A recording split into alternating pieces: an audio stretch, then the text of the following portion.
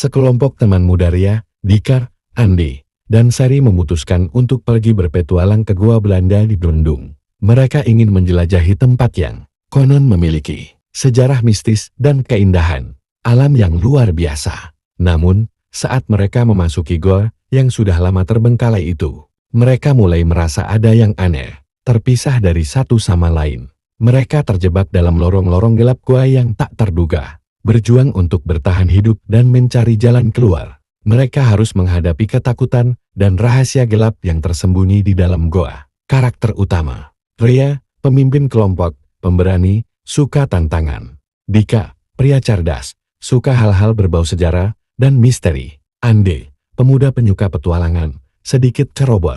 Sari, cerdas, tenang, dan bijaksana, selalu berusaha menjaga ketenangan dalam situasi sulit. Ria, terlihat penuh semangat. Teman-teman, bagaimana kalau kita ke Goa Belanda? Sudah lama aku dengar cerita tentang goa itu. Katanya sih tempatnya penuh sejarah. Dan ada yang bilang, ada hal-hal mistis di sana. Dika mengangkat alis. Aku tertarik dengan sejarahnya. Katanya dulu goa ini digunakan Belanda untuk menyimpan barang-barang penting saat penjajahan. Cukup misterius, bukan? Andi tertawa. Sejarah.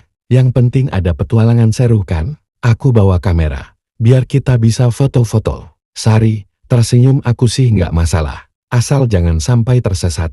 Ya, aku sudah baca kalau gua ini cukup berbahaya. Kelompok ini pun berangkat menuju Goa Belanda, mengikuti petunjuk dari internet dan percakapan lokal. Dika membaca peta di tangan. Lihat, gua ini punya beberapa cabang lorong. Kalau kita lewat jalan ini, kita bakal sampai ke ruang bawah tanah yang katanya penuh dengan reruntuhan bangunan Belanda. Andi terlihat kagum. Wow, tempatnya gelap banget.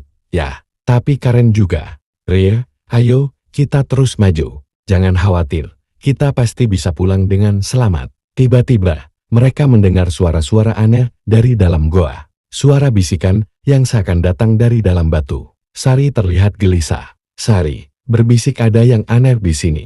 Aku nggak yakin kita sendirian. Mereka terus berjalan, menyusuri lorong-lorong sempit yang penuh dengan stalaktit dan stalagmit yang menakjubkan. Tanpa mereka sadari, jarak antara mereka semakin jauh.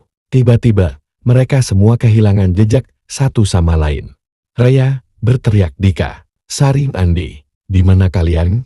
Teriakan Ria terdengar sayup-sayup di sepanjang lorong gelap gua. Dia berlari mencari teman-temannya. Namun yang ia temui justru semakin banyak cabang lorong yang membuatnya bingung. Sementara itu, Dika sedang memeriksa beberapa tulisan kuno yang terpampang di dinding goa. Dika berbisik kepada diri sendiri, ini bukan hanya tulisan Belanda. Ada simbol-simbol aneh di sini. Sepertinya ini bukan hanya sejarah biasa. Sari, yang sedang mencari jalan keluar, merasakan suhu udara tiba-tiba turun drastis. Tangannya menggigil.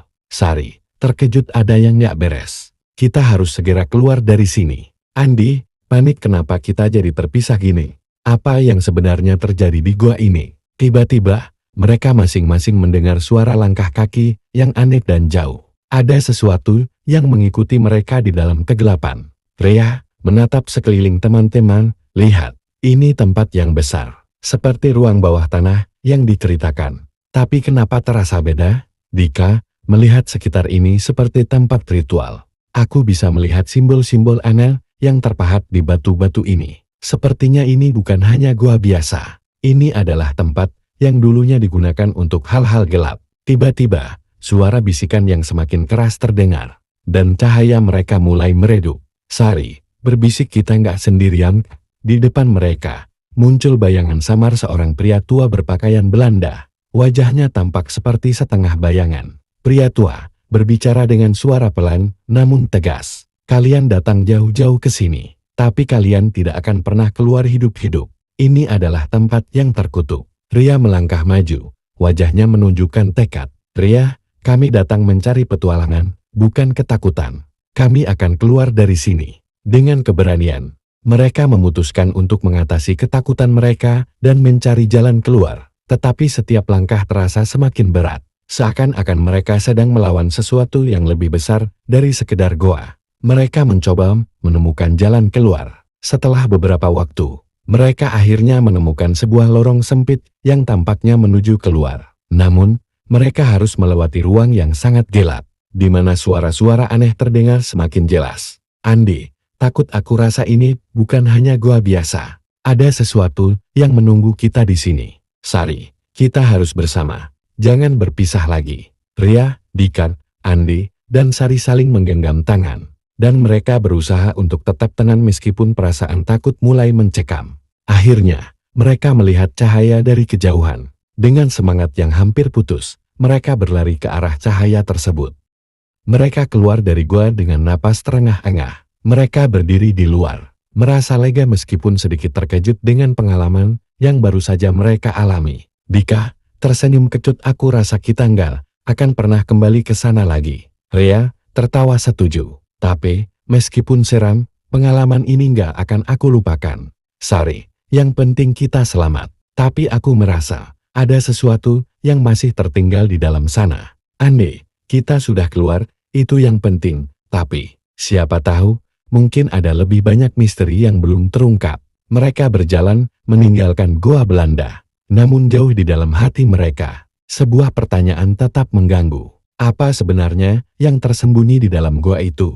Dan apakah petualangan mereka benar-benar berakhir?